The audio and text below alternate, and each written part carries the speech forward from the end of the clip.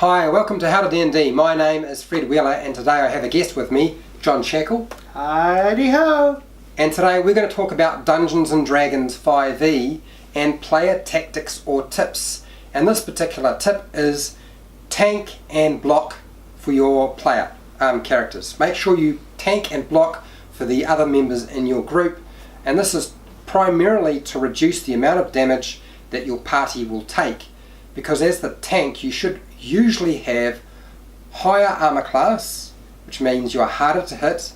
You'll have more hit points, so it means you can take more hits before you'll go down, and if you have any kind of damage resistance, then that will reduce the amount of damage you take, which means you can hold the front line for a lot longer while the rest of the party use spells and ranged attacks and pepper and smash your enemy until basically they're wiped out. That's the whole purpose of tanking. Yep. Now the best way to tank is to use a choke point. This is like a 5-foot wide doorway or access point, maybe even a 10-foot wide access point, where the enemy have to come through that location to get to you. They can't get around you. That's the best location to be, and you put your tough characters up there. Your fighter, your paladin and your barbarian, those are your tanking characters usually. And you put them up there and they do the hard yakka at the front line, while the rest of you keep them alive and pepper the enemy with as many attacks as you possibly can. And when you're doing your tanking, remember you don't have to just stand and take it and then make attacks yourself. You can stand and block and use the dodge action, making you harder to hit because you get disadvantage on attacks. Okay, if somebody's dodging, it's disadvantage on all the attacks that you get, whether they're ranged attacks or the melee attacks. They're all going to be at disadvantage. Makes you harder to kill. And also, if you're a protection fighter and you're next to a second protection fighter, you can keep protection up, so therefore the attacks are also at disadvantage. Yep. Also remember that I saw one of my players. Remember, William was playing a cleric, and all he did was stand in the 5-foot wide doorway and dodge, and he was the cleric. Yep. Which is ridiculous, because usually you don't want the cleric to be tanking. They can tank because they have high armor class and reasonable hit points, but they're also the person who gets people up, and you don't want them going down. So it's not really sensible to use a cleric as a tank, although you can as a last resort. Yeah, same as rogues. They can be somewhat second-rate tanks in certain conditions.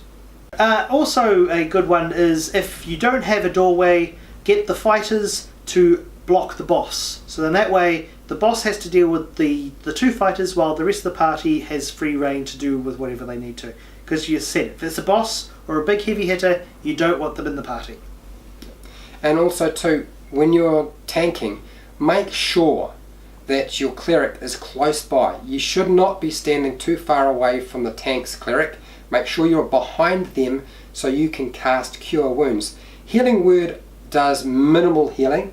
It's fine when they go down to 0 hit points and you need to get them back up, and you can't get to them.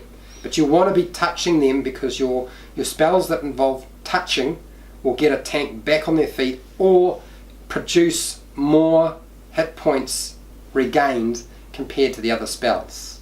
That's the most sensible way to do.